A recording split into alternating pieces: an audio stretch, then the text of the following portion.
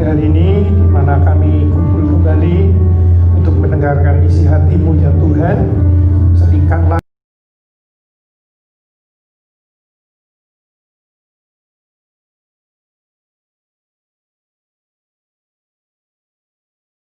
lakukan apa yang Kau kehendaki ya Tuhan, seperti yang Kau nyatakan kepada anak-Mu dan kepada kami sendiri, bahwa seperti pertumbuhan dalam tumbuh-tumbuhan ya Tuhan.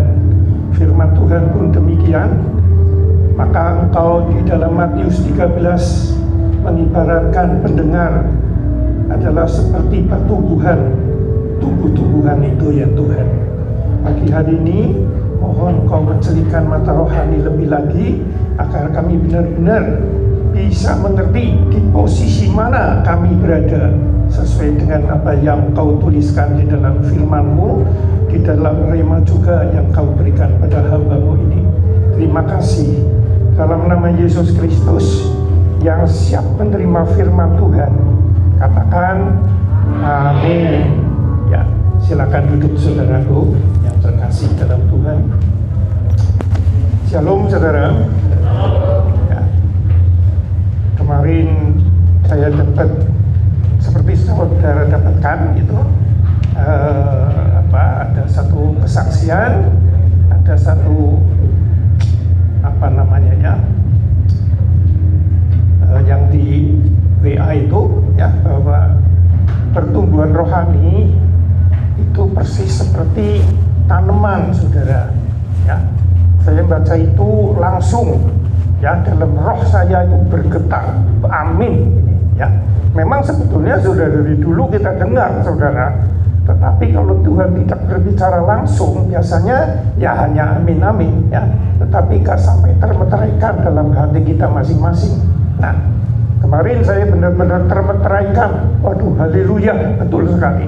Nah, maka diingatkanlah saya akan kenapa ya ada anak Tuhan yang berpuluh-puluh tahun mendengar firman Tuhan, gak ngerti-ngerti, gak bertumbuh-tumbuh saudara ya. Ada juga yang bertumbuh, tetapi setelah mengalami banyak cobaan dalam kehidupan ini, baik keluarga, sakit penyakit maupun keuangan, akhirnya orang tersebut murtad, lepas dari Tuhan. Mungkin tidak lepas dalam arti ke agama lain, tetapi rohaninya nggak bertumbuh karena terhadang oleh masalah-masalah kehidupan ya. Dan itu banyak sekali saudara. Nah, padahal saudara, kalau kita baca dan kalau kita renungkan saat-saat kita menanam tumbuh-tumbuhan ya, sebetulnya kalau kita ngerti caranya mudah sekali ya. Pertama, yang penting kita mempunyai bibit yang masih dalam suasana, yang masih dalam keadaan tumbuh. Nah, ini jelas. Kalau sudah kena pupuk, kena jamur ya nggak mungkin tumbuh, saudara. Kedua, kita tanam di lingkungan yang tepat dan dirawat dengan rawat yang benar. Dan bila ada gulma atau ada rumput liar, kita harus cabut. Dan apabila ada mungkin ya insek ya, artinya itu lalang atau mungkin ulat atau jamur, ya kita harus basmi. Sebetulnya itu aja saudara. Tetapi sebelum sampai ke situ, kita harus mengerti dulu saudara, bahwa ternyata firman Tuhan ini bukan karena banyaknya mendengar dan banyaknya membaca, dan bukan karena banyaknya datang berjemaat menjadikan orang itu bertumbuh. Tidak begitu saudara. Jelas nanti akan kita pelajari. Nah, hari ini kita buka firman Tuhan ya. Kenapa ada orang yang lama sekali ya, mungkin sudah 60 tahun, 70 tahun saudara ya, makin sulit terima firman, makin beku hatinya, rasanya benar sendiri ya. Saya lebih tua dari kamu, sebelum kamu lahir saya sudah kenal Tuhan, sudah bergereja. Sejak bapak ibu saya, kongco saya, mbah saya sudah mengenal Tuhan. Kamu belum lahir, saya sudah mengenal Tuhan.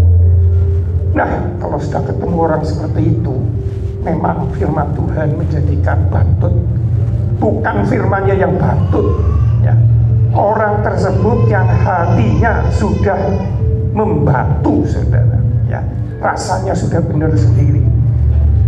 Itu sampai Tuhan pun menyerah, saudara. Karena bagaimanapun yang namanya mengerti firman Tuhan itu ada pilihan, ya. Memang semua kasih karunia dan kasih karunia sudah turun.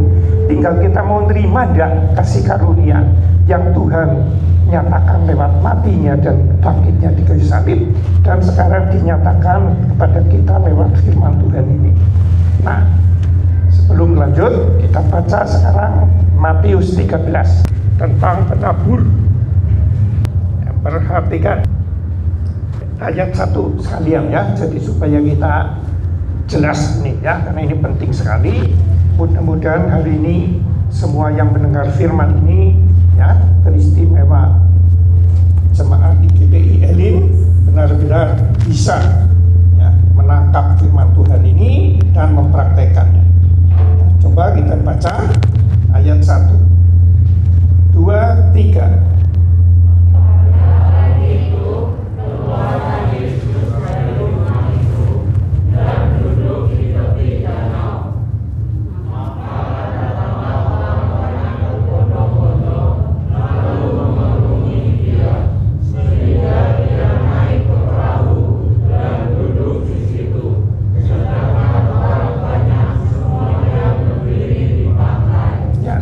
Ya, jelas daya tarik Tuhan itu besar sekali sampai hari ini, saudara, ya. Orang pada berbondong-bondong datang ke gereja mendengar firman Tuhan. Amin, saudara. Ini jelas sekali berbondong-bondong. Tetapi ingat, saudara, ada 4 orang jenis yang masuk ke ruangan ini, seperti waktu zamannya Tuhan Yesus. Nah, sampai Tuhan Yesus karena dikerubungi orang yang banyak, nah dia melepaskan diri dari suatu tempat, akhirnya dia di perahu, maksudnya supaya ada jarak begini, ya. Karena saking ramainya dikerubuti orang, dia mengambil jarak untuk supaya semua orang mendengarkan dia punya perkataannya. Ya, selanjutnya perhatikan ayat 3. 2, 3.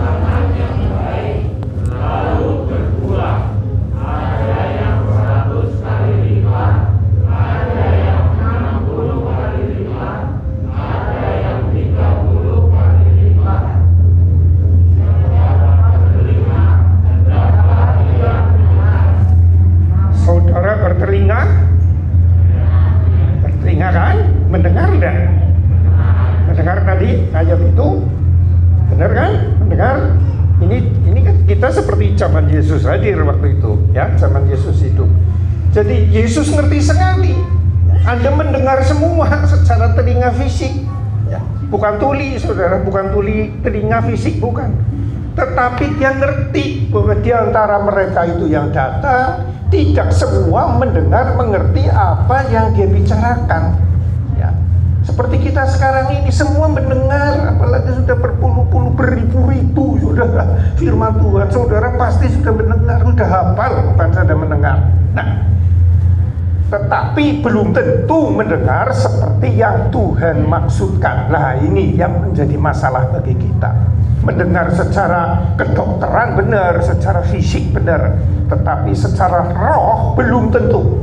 Ya, perhatikan sekarang. Ya.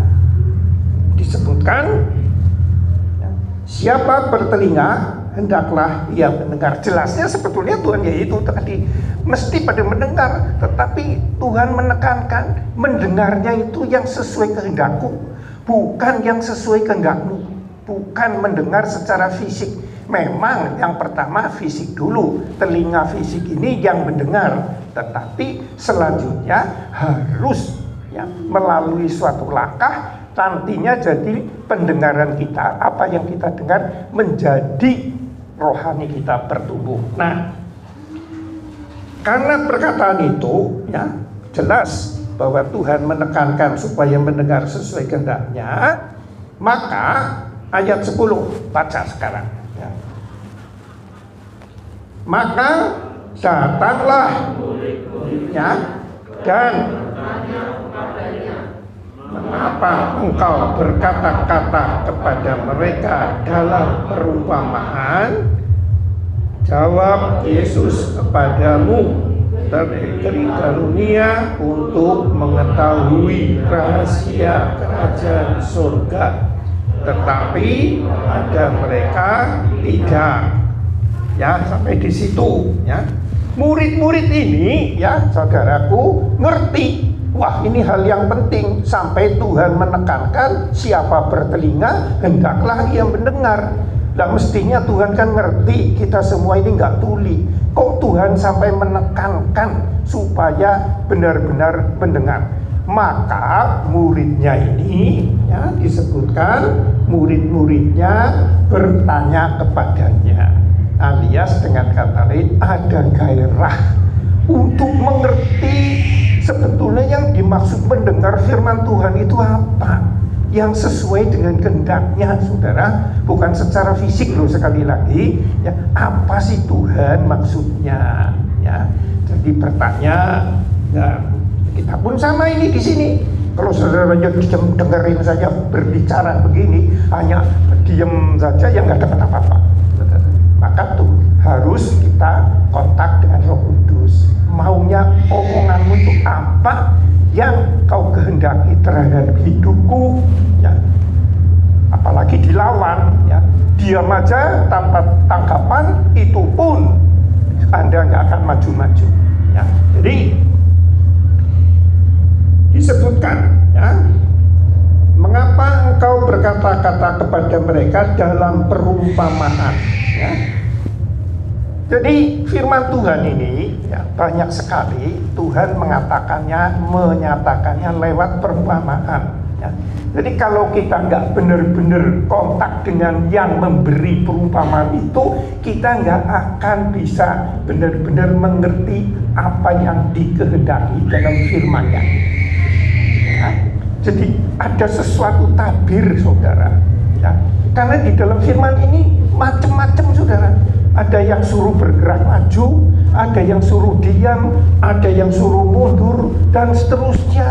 Yang harus melangkah kanan, harus melangkah ke kiri, dan sebagainya, saudara. Ya, ada lagi maju perang, tapi bukan tentaranya yang di depan, malah justru pemusik dan imamnya yang di depan. Banyak sekali di dalam otak logika kita ini nggak masuk akal. Ya, tanpa penerangan dari Roh Kudus nggak mungkin kita bisa nembus, saudara. Jadi maksudnya perumpamaan itu sesuatu yang terselubung, tetapi menyatakan apa yang dikehendaki oleh Tuhan. Itu namanya perumpamaan. Nah, ini banyak sekali, saudara, ya. Dan kepada orang-orang banyak diberikan perumpamaan, tetapi, nah ini perhatikan, saudara, ya. Jawab Yesus, ya, kepadamu diberi karunia untuk mengetahui rahasia kerajaan surga, tetapi kepada mereka tidak. Nah, ini kepada murid-muridnya diberi karunia, ya, pemberian yang cuma-cuma untuk mengerti rahasia kerajaan surga. Ini kepada siapa? kepada orang yang telah percaya menerima Yesus Kristus yang telah mati menebus dosa kita di kayu salib dan bangkit hari ketiga sekarang ada di dalam aku. Amin. Apabila aku sebagai anak Allah, aku percaya akan hal tersebut, maka semua firman ini dibukakan kepada kita. Syaratnya kita mau bertanya. Untuk lebih jelasnya harus bertanya, bukan hanya diam aja, saudara. Jadi kalau kita, ya misalkan belum ada yang lahir baru, belum ada yang percaya sungguh-sungguh, ya segeralah percaya. Ini firman ini berbicara kepada orang yang sudah percaya tetapi bantuk, saudara, rohaninya nggak tumbuh. Sudah diberi karunia untuk mengerti dan untuk bisa mempraktekkan, saudara. Nah, hari ini harus dibuka hatinya, saudara. Ya, sekali lagi, bagi orang yang sudah lahir baru, entah berapa tahun yang lalu, saya nggak tahu, atau berapa minggu yang lalu, sudah diberi karunia untuk supaya firman Tuhan ini tersingkapkan sesuai kehendak Tuhan. Amin, saudara. Siap? Ya, ini buka hati. Kalau enggak, kasihan, saudara. Aduh, kasihan sekali. Saya bukan apa-apa, saudara, hanya kasihan benar. Diberi fasilitas yang luar biasa sekali ini di dalam Alkitab ini. Kok bisa tidak dicerna dan tidak dinikmati, saudara. Jatuh bangun terus, saudara. Ya, rohaninya nggak pernah bertumbuh stabil, ya. Ada sedikit-sedikit marah, sedikit-sedikit dendamnya muncul, pornografi, materi sentris, rasa kecukupan, sudah cukup saya sudah tidak melakukan ini, melakukan itu, saya sudah sesuai firman Tuhan. Nah, itu banyak sekali, ya. Jadi orangnya itu nggak bertumbuh, ya. Dalam kekristenan penekanannya bukan masalah firmannya, Roh Kudusnya dulu, Kristusnya dulu, saudara. Firmannya ini alat untuk sesuatu yang di hati Tuhan disampaikan ke kita. Yang diutamakan Tuhan itu persekutuan pribadinya dengan kita, ya. Dan ini harus melalui banyak proses. Dan yang pertama-tama harus tidak segan untuk bertanya. Ya, jadi di samping lahir baru kita diberi fasilitas akses untuk masuk dalam persekutuan dengan Tuhan dan dibukakan rahasia firman-Nya, juga kita harus, sebetulnya bukan harus, saudara, sewajarnya lah, otomatis dia ingin bertanya lebih lanjut. Benar enggak omongan saya? Ya, kalau saya mulai jatuh hati ke seseorang, saya mesti ada kerinduan ingin tahu siapa dia sebenarnya. Betul? Sudah punya pacar belum? Atau pendidikannya, atau karakternya, atau kesukaannya, atau ketidaksukaannya, atau kemarin dia ngomong begini, maksudnya apa? Kita tanya ke temennya. Apabila kita ada mulai rasa suka kepada seseorang, dalam ini suka ini dalam hal percintaan, betul omongan saya? Jadi pasti, ya bukan harus, saudara, muncul kerinduan bertanya. Nah, jadi kalau berpuluh-puluh tahun tidak pernah bertanya, nah ini diragukan, saudara, apakah benar orang itu sudah lahir baru? Ngerti ya? Karena kalau sudah lahir baru pasti muncul ingin dekat kepada Bapa yang di surga itu. Karena lahir baru kan kita menjadi anak Allah, betul? Ya mestinya kan ingin ngerti. Ya, satu, kita sebagai anaknya, kedua kita sebagai sahabatnya, juga kita sebagai mempelai. Itu semua menjadikan kita ini ingin tahu siapa dia. Nah, otomatis di samping melalui rema, juga melalui firman. Ya, jadi perhatikan dengan baik, ya. Mungkin saudara kaget dengan firman ini, tapi saya harus mengucapkan, ya, kalau tidak saya yang berdosa. Karena Tuhan sudah mengatakan demikian. Sampaikan ke mereka supaya sadar bahwa banyak anak-anak Tuhan yang mengaku memang sudah lahir baru, tetapi akhirnya mati suri, saudara. Tidak bertumbuh. Kalau bertumbuh pasti ada satu kerinduan. Nah, ini gampang sekali sebetulnya, saudara, nggak sulit. Ya. Nah, ya, perhatikan, kita telah diberi. Ya, kalau kita mau terima, mau bertanya. Nah, ayat 12, saudara. Karena siapa yang mempunyai kepadanya akan diberi, sehingga ia berkelimpahan. Tetapi siapa yang tidak mempunyai, apapun juga yang ada padanya akan diambil daripadanya. Nah, jadi ini jelas hal rohani, saudara. Harus kita tanya, maksudnya ini kan aneh. Yang punya semakin diberi, yang tidak punya semakin dia ambil. Nah, kalau secara materi kan mestinya yang punya memberi, akan saya berikan kepada yang tak punya, kan mesti gitu. Tapi ini kebalik. Justru kebalikannya apa? Kedasarkan ya disebutkan, karena siapa yang mempunyai kepadanya akan diberi. Alias dengan kata lain, semakin kita rindu dekat Tuhan, semakin kita disingkapkan, semakin diberi banyak, semakin mendalam. Tetapi kalau pihak sebelah kanan misalkan malu, riku, ya, gengsi dan sebagainya, tidak mau bertanya, ya, tidak mau sungguh-sungguh bertanya, maka justru gak ngerti apa-apa sampai kapanpun, nol terus, saudara. Justru yang sebelah kiri yang sungguh-sungguh dengerin bingung. Ini gak mungkin dia bingung, saudara, karena ini jelas masalah rohani, saudara. Yang gak bisa seperti orang sekolah itu, sekolah duniawi ini, sekolah sains, ilmu pengetahuan, bukan. Ini hal yang kebalik-balik dengan hal dunia. Jadi mesti ada pertanyaan. Semakin bertanya, semakin diberi. Ya, ini bisa bertanya lewat hamba Tuhan, lewat teman yang sudah mengalami, atau lewat firman langsung, bisa memang. Ya, jadi kalau makin diberi, makin bertanya, makin diberi, dan semakin diberi, semakin kuat. Sebaliknya, kalau kita malu, riku, dan sebagainya, semakin tidak diberi apa-apa, kosong, saudara, dan tidak bertumbuh. Ya. Terus disebutkan, itulah sebabnya aku berkata-kata dalam perumpamaan kepada mereka, karena sekalipun melihat mereka tidak melihat, dan sekalipun mendengar mereka tidak mendengar dan tidak mengerti.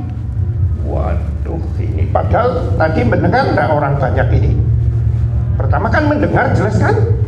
Nah, jelas nggak tuli ini. Misalkan ada satu dua yang tuli, yang banyak ini ribuan orang mestinya nggak tuli. Tetapi mereka nggak mendengar dan tidak mengerti. Ya. Nah, ini jelas ini masalah rohani. Masalah rohani ini nggak cukup hanya mendengar secara satu monolog ini. Ya. Ini namanya monolog. Jadi saya bawakan firman, saudara dengerin. Ini monolog, nggak cukup. Ya.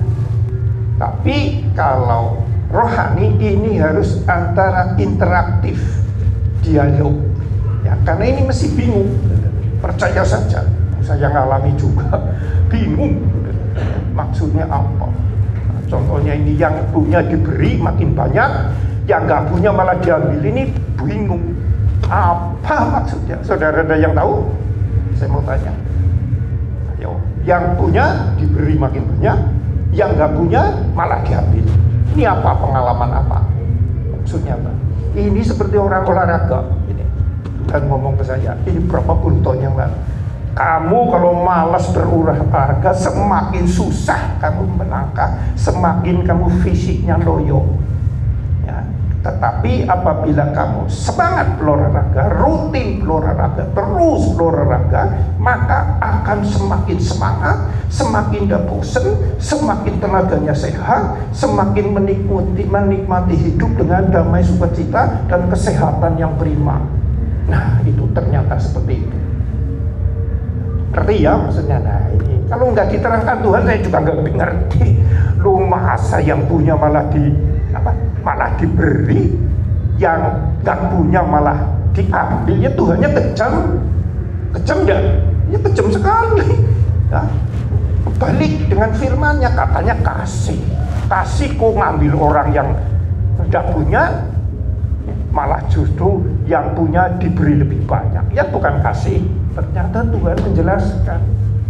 Saya juga bingung bertahun-tahun ini gimana maksudnya Tuhan. Dan ini bukan dari hamba Tuhan, ini saya pribadi dari Roh Kudus ngomong. Itu maksudnya seperti kamu olahraga. Semakin kamu olahraga, semakin sehat, semakin semangat, semakin bergairah olahraga. Saya tiap hari olahraga, saudara. Ya, kalau minggu ini enggak, nanti sore paling. Itu saya sudah mulai gelisah, pengennya ada alatnya memang ya, olahraga ada, pengennya gerak gitu. Dan semakin semangat, saudara. Tapi kalau ada sesuatu hal menjadikan saya enggak olahraga, semakin loyo, ya, semakin sungkan, saudara. Ya. Diperhatikan, harus ada kesungguhan ya. Nah, untuk bertanya, kalau enggak mendengar sih mendengar, ya itu tadi, tapi tidak mengerti. Ya, kalau tidak mengerti, mendengar tidak mengerti, ya 10 tahun lagi juga enggak akan bertumbuh. Kami ini urusan hubungan, ya, urusan hubungan dari satu pribadi. Jadi harus mendengar dan mengerti, mulai PDKT itulah kira-kira zaman sekarang ya. Jadi maka kasihnya, cintanya makin tebal, makin bertumbuh. Betul? Ini sekarang zamannya bukan Siti Nurbaya dijodohin. Nah, zaman sekarang ini adalah pendekatan pribadi. Betul kan? Nah, seperti kita dengan Tuhan, ada pendekatan melalui komunikasi. Amin, saudara. Sebetulnya itu saja, tidak sulit, saudara. Kita punya Tuhan yang Maha Kasih, sampai Dia turun dari surga demikian mengasihi kita saat kita masih dosa, hidupnya amburadul, ngawur, ya, menyangkal Tuhan. Toh Tuhan sudah mati di kayu salib untuk kita. Betapa kasihnya Dia tidak bisa diungkapkan dengan kata-kata. Masa setelah kita mau percaya, Dia memberi cara yang sulit untuk dekat ke Dia? Ya nggak mungkin, betul kan? Iya, jadi jangan pikirannya kita Tuhan ini sulit, saudara. Gampang sekali, ya, benar gampang. Hanya kita yang sering salah menangkap, dianggap Tuhan itu seperti belajar matematika atau belajar ilmu pengetahuan, ya, atau mungkin kedokteran, dihafalin. Ya, hafalkan terus, nanti saya lulus gitu. Nah, ini enggak. Ini untuk mengerti harus kontak kepada yang menulis, yaitu Roh Kudus sendiri. Kali ini surat cinta, surat pernyataan pribadinya. Ya. Haleluya. Sudah mengerti sampai ke sini? Persoalan ini, saudara, ini menentukan sekali. Berapa ayatnya banyak, saudara, di tempat lain. Nah, setelah sudah mengerti, Tuhan menerangkan. Ya. Disebutkan demikian, ya, bagi mereka mendengar tapi tidak mendengar. Ya. Ayat 16, tetapi berbahagialah matamu karena melihat dan telingamu karena mendengar. Nah, kalau kita benar-benar bisa melihat dan bisa mendengar, dalam arti mendengar, mengerti secara rohani, kita akan menjadi orang yang paling bahagia. Nah, tetapi itu pun kalau kita mau sesuai dengan apa yang Tuhan kehendaki. Sebab setelah kita sudah bisa mendengar, ya, ternyata ada 4 orang ini, 4 jenis, saudara, orang. Ini, ya, ayat 18. Ya, ayat 17. Sebab aku berkata kepadamu, sesungguhnya banyak nabi dan orang benar ingin melihat apa yang kamu lihat tetapi tidak melihatnya, dan ingin mendengar apa yang kamu dengar tetapi tidak mendengarnya. Nah, dari zaman dulu ya, banyak sekali orang ingin mendengar firman Tuhan yang murni, ingin melihat Tuhan, menikmati, merasakan persekutuan dengan Dia, tapi mereka nggak bisa karena Yesus belum turun ke dunia. Nah, ini sudah mulai turun ke dunia. Berbahayakanlah kamu bisa melihat aku, bisa mendengar aku berfirman. Waktu itu Yesus hidup di dunia. Kita pun sekarang harus bahagia melebihi mereka, karena sekarang bukan Yesusnya yang di luar, Yesus sudah ada di dalam hati kita. Ini kebahagiaan yang di luar akal manusia, saudara. Apapun tidak bisa mengganti ya. Para nabi dulu sebelum Yesus datang mengharapkan sekali ya, kedatangan Tuhan. Sekarang Tuhan sudah datang dan malah sudah mati dan bangkit, sekarang ada di dalam kita. Kita ini harus bersyukur. Nah, inilah dasar-dasar kita adik anak Tuhan yang sudah lahir baru dan yang memang bergairah ingin bertumbuh.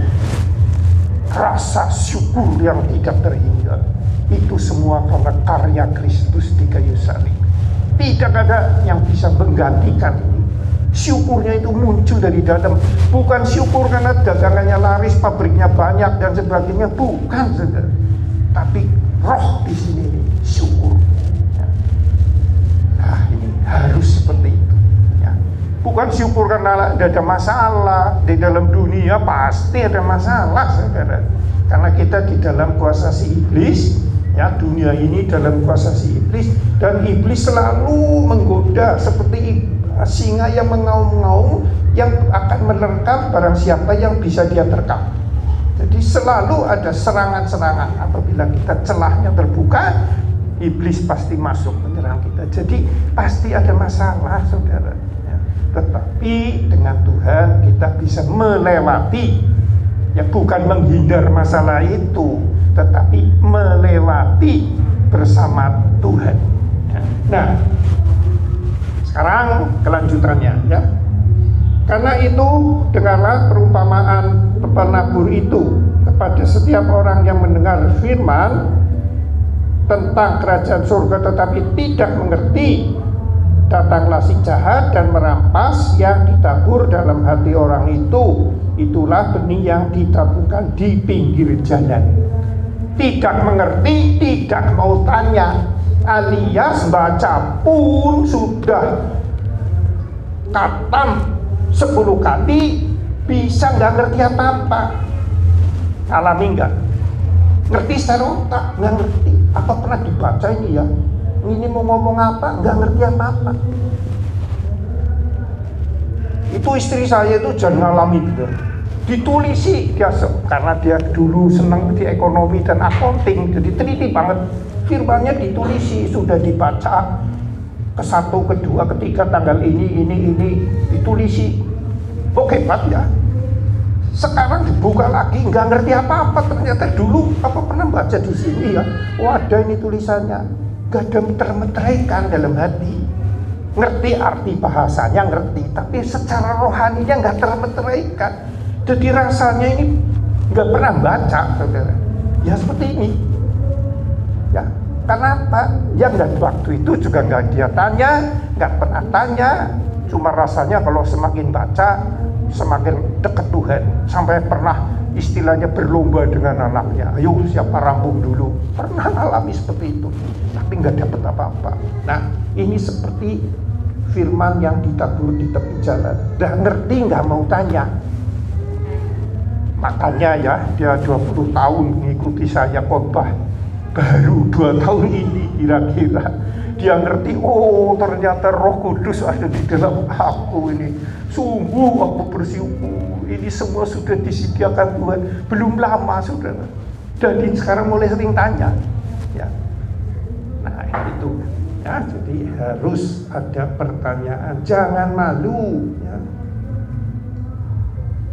Kedua ya, benih yang ditabur di pinggir benih yang ditabur di tanah yang berbatu-batu ialah orang yang mendengar firman itu dan setelah menerimanya dengan gembira Tetapi ia tidak berakar dan tahan sebentar saja. Apabila datang penindasan atau penganiayaan karena firman itu, orang itu pun segera murtad.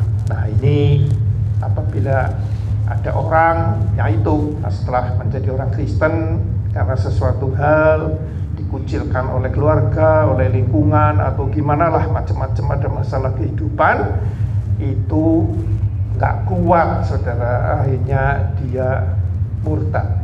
Artinya Tuhan apa ya, kecewa sama Tuhan ya. Banyak yang seperti itu, khususnya kalau kita pengajarannya kemakmuran, ikut Tuhan makmur, sugih, yang bangkrut jadi tidak bangkrut. Memang bisa Tuhan begitu, saya ngalami, saudara, betul. Saya jadi hamba Tuhan berdiri di sini bukan karena keinginan saya ingin berdiri di sini menjadi pendeta hamba Tuhan, bukan. Saya dari dulu inginnya jadi menginjil saja lah, menginjil kepada orang Kristen, ya, menyaksikan kasih Kristus, ya, yang luar biasa itu, saudara. Ya. Tapi karena ya diminta oleh gembala saya, ya saya akhirnya mau. Tapi hati saya sebetulnya bukan gembala, saudara. Saya ingin menjadi saksi Kristus, kedahsyatan Tuhan saya yang demikian luar biasa, saudara, secara otak yang harusnya saya bangkrut dan habis. Saya pernah menjadi orang melarat yang melebihi gelandangan di jalan. Betul, saya ngalami gelandangan paling-paling ya, misalnya utang mungkin ya 50.000 saja belum tentu orang yang mau percaya. Saya ini bermiliat-miliat, saudara, nggak bisa nyaur. Berarti saya ini hutangnya mungkin kalau benar-benar tidak ditolong Tuhan seumur hidup saya bisa nggak nyaur, nggak bisa membayar hutang. Saya pernah mengalami itu, saudara. Saya ngalami itu. Aku ini melarat, tengok di pengemis itu. Saya lihat di tepi jalan, mereka tidur, mungkin ya bisa kan ada hutang yang nggak banyak lah, ya, atau kebanyakan yang nggak ada hutang karena nggak ada yang percaya. Saya melebihi mereka, tapi Tuhan dahsyat. Itulah, saudara, maka aku menjadi saksi Kristus, ya. Jadi saya tidak anti Tuhan yang menolong kita, bukan, saya pun pernah ditolong, tapi jangan terus menerus ke situ, saudara. Nah, ini ada orang yang percaya Tuhan, tetapi karena sesuatu hal minggat, murtad. Yang kedua, ya. Yang ketiga, ditabur di tengah semak duri ialah orang yang mendengar firman itu lalu kekhawatiran dunia ini dan daya tipu daya kekayaan menghimpit firman itu sehingga tidak berbuah. Nah, ini sulit juga ini, saudara. Sudah makmur secara materi, apa-apa beres, saudara, apa masalah bisa dibayar dengan uang, yang penting saya kaya, saya diberkati Tuhan. Nyatanya saya lebih kaya dari itu, berarti saya lebih disayang Tuhan, ya. Dia punya harta mungkin 100 juta, saya punya 10 miliar, misalkan begitu. Dia pakainya sepeda, saya pakainya mobil. Wah, jelas saya lebih diberkati Tuhan. Yang namanya diberkati Tuhan, pasti Tuhan berkenan ke saya. Kepada dia apa? Ya, wong namanya naik motor sebelum pernah, nah, sepeda paling, itu berarti tidak berkenan di hadapan Tuhan. Ini mulai membenarkan diri. Yang penting aku nyumbang gereja yang banyak, nyumbang ini, nyumbang itu. Nah, akhirnya orang itu pun tidak bertumbuh. Saya tidak mengatakan orang memberi persembahan itu salah, sikap hatinya yang salah, ya. Ini akan menjadikan tidak berguna di hadapan Tuhan.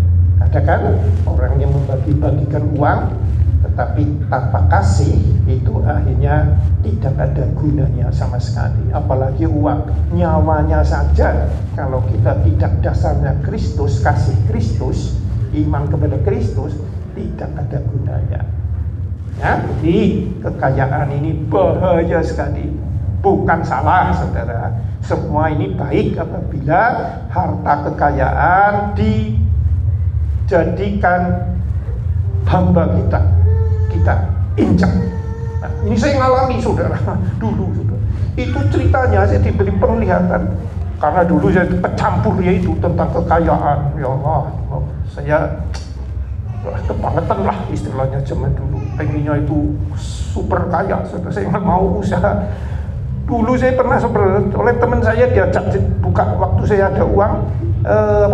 Sebelum mau bangkrut itu ini bersaksi nih. Ayo, cung. Ini untung pabrik gawe ini Soun. Dia manajer dari satu orang lain. Saya sudah keluar. Cukup segini modalnya. Saya menjadi manajer, jamin kamu mesti banyak duit. Nah, saya ngerti karena saya sudah keluar dari perusahaan itu. Saya ada uangnya, saya nggak mau. Terlalu kecil bagi saya, saudara. Waduh, luar biasa banget sombong. Semuanya itu berhubungan dengan hal-hal proyek-proyek yang besar, saudara. Ya. Nah, seperti itulah. Ya. Saya sudah jadi orang Kristen, saudara. Tapi masih pikirannya ke situ. Suatu hari, saudara, Tuhan ngomong. Kekayaan dunia itu adalah hamba yang baik tetapi menjadi tuan yang jahat sekali.